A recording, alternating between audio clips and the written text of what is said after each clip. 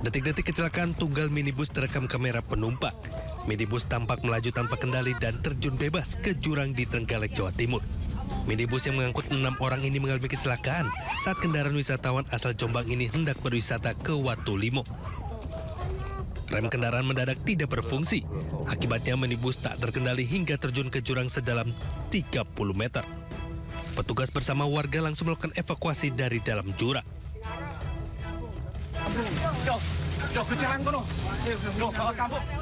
Tidak ada korban jiwa, seluruh penumpang hanya mengalami luka ringan dan dilarikan ke puskesmas terdekat. Dari Trenggalek, Jawa Timur, Anang Agus Faisal, iNews melaporkan.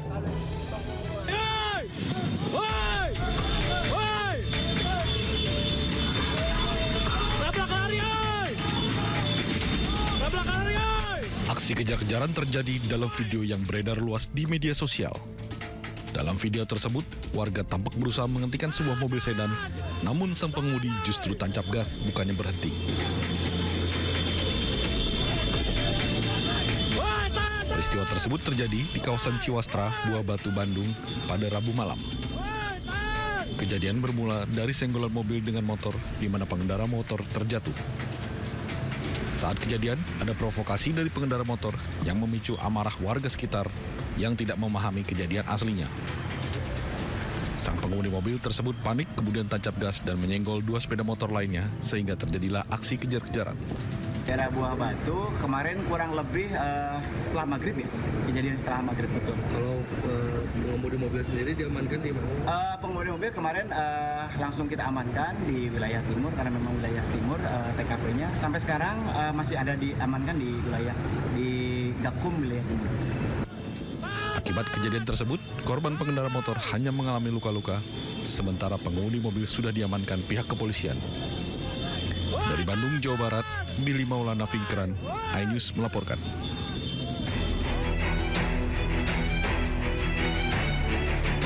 Dari rekaman CCTV, 3 remaja pelaku begal berboncengan motor menghampir korban di Jalan Cokroaminoto, Kisaran Asahan, Sumatera Utara. Tanpa basa-basi, salah satu pelaku langsung merampas motor korban. Korban yang berusaha mempertahankan kendaraannya bahkan terseret hingga akhirnya terjatuh. Para pelaku kemudian membawa kabur motor korban. Berbekal rekaman CCTV, polisi berhasil mengidentifikasi identitas ketiga pelaku. 2 dari 3 pelaku merupakan anak di bawah umur. 1 pelaku berhasil ditangkap di persembunyiannya usai sempat kabur ke luar kota. Dari hasil pemeriksaan, motor korban dijual Rp1,5 juta dan digunakan untuk foya-foya. Polisi kini masih memburu 2 pelaku lainnya dan mencari barang bukti kendaraan motor korban. Dari Asahan, Sumatera Utara, Ulil Amri, iNews melaporkan. Pemirsa, sebuah toko sembako dan bengkel di Balikpapan hangus terbakar. Seorang penghuni rumah meninggal karena terjebak api.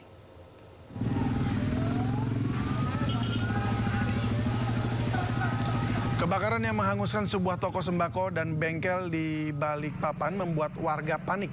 Tidak diketahui secara jelas penyebab kebakaran, namun api cepat membesar. Api pertama kali terlihat sekitar pukul 10:30 malam. Satu penghuni rumah ditemukan meninggal dunia, diduga korban tidak sempat menyelamatkan diri. Setelah berhasil dievakuasi, jasad korban dibawa menuju rumah sakit Kanu Joso Balikpapan. Api dapat dikuasai oleh pemadam sekitar 1,5 jam, dibantu oleh personel TNI Polri. Informasi yang kita dapat, awalnya sekolah, ternyata 1 rumah dan 1 bengkel. Untuk data sementara, untuk korban, ini ternyata ada korban 1 orang, kondisi dalam keadaan meninggal. Ini data sementara, untuk saat ini dibawa ke salah satu rumah sakit di Balikpapan. Laki-laki atau perempuan, Pak? Saya belum monitor ini ya, untuk keadaannya, ini laki atau perempuan. Tapi sudah kita pastikan. Sebuah rumah 2 lantai hangus terbakar di kawasan Ciberem, Cimahi, Jawa Barat. Kebakaran diduga akibat korsleting listrik. Sementas. Kebakaran menghanguskan rumah 2 tingkat di kawasan padat penduduk di Kebon Kopi, Cimahi, Jawa Barat pada Kamis malam. Besarnya kobaran api dan asap yang membumbung tinggi membuat panik warga di lokasi kejadian. Oh, karena bumi Pak Joni. Petugas pemadam kebakaran yang datang ke lokasi langsung berjibaku untuk memadamkan api dengan menerjunkan 3 unit mobil damkar. Api diketahui pertama kali muncul dari bagian atas salah satu rumah. Sementara penyebab kebakaran diduga akibat korsleting listrik. Total hanya 1 rumah, jadi 2 bangunan, ada bangunan 2 lantai. Untuk penyebab masih belum diketahui, hanya informasi dari korsleting listrik. Setelah 1 jam, petugas pemadam kebakaran berhasil memadamkan api. Tak ada korban jiwa dalam peristiwa ini. Dari Cimahi, Jawa Barat, Yuwono Wahyu, iNews melaporkan. Pemirsa, waspada kebakaran maut. 4 orang satu keluarga dan seorang asisten rumah tangga tewas dalam kebakaran di Penjaringan, Jakarta Utara. 5 jenazah korban baru ditemukan 12 jam setelah kebakaran.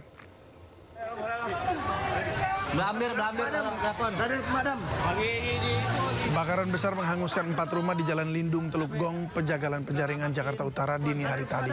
1 keluarga dilaporkan terjebak di dalam rumah. Petugas baru menemukan para korban pagi tadi atau sekitar 12 jam setelah kebakaran dan api sudah benar-benar padam. Kelima korban diantaranya 4 orang satu keluarga dan 1 orang asisten rumah tangga.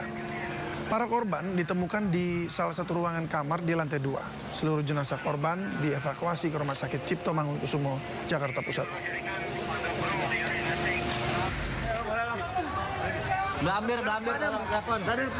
Ya, sebelumnya kebakaran 4 rumah di Teluk Gong, Pejagalan, Penjaringan, Jakarta Utara membuat warga panik dan berlarian. Sementara sebagian lainnya berupaya memadamkan api dengan alat seadanya. Petugas damkar berupaya memadamkan api agar tidak meluas di permukiman padat. Menurut warga, api berasal dari salah satu rumah yang dijadikan tempat usaha aksesoris tanaman. Dan api diduga akibat adanya percikan api ketika pemilik rumah sedang mengisi ulang baterai mobil listrik.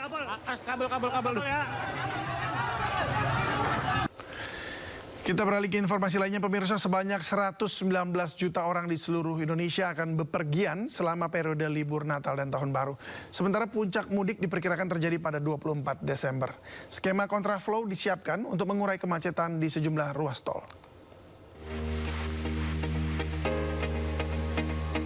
Libur Natal dan Tahun Baru, Kementerian Perhubungan memprediksi jumlah pergerakan masyarakat mencapai 119,6 juta orang, naik 2,7% dibandingkan libur Nataru tahun lalu. Sementara puncak arus mudik diperkirakan pada 24 Desember dengan total pergerakan 17,18 juta orang. Arus balik diperkirakan pada 2 Januari 2026. Ratusan posko Nataru disiapkan di sejumlah jalur mudik dan wisata hingga 4 Januari.